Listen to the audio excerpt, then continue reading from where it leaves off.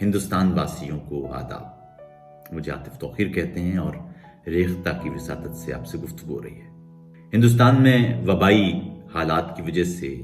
اس وقت جس انداز کی صورتحال ہے وہ تکلیف دہ ہے۔ وہاں سے جیسی خبریں اور کہانیاں سننے اور دیکھنے کو مل رہی ہیں وہ افسوسناک ہیں، لیکن مشکل حالات میں ہی اپنوں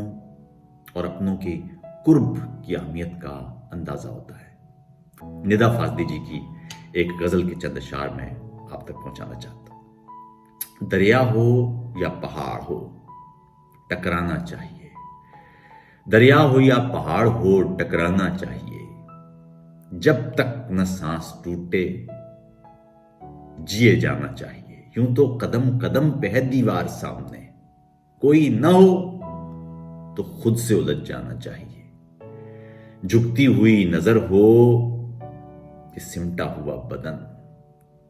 جھکتی ہوئی نظر ہو کہ سمٹا ہوا بدن، ہر رس بھری گھٹا کو برس جانا چاہیے، چوراہے باغ بلڈنگیں سب شہر تو نہیں، کچھ ایسے ویسے لوگوں سے یارانا چاہیے، اپنی تلاش اپنی نظر اپنا تجربہ، رستہ ہو چاہے صاف بھٹک جانا چاہیے، چپ چپ مکان راستے گمسم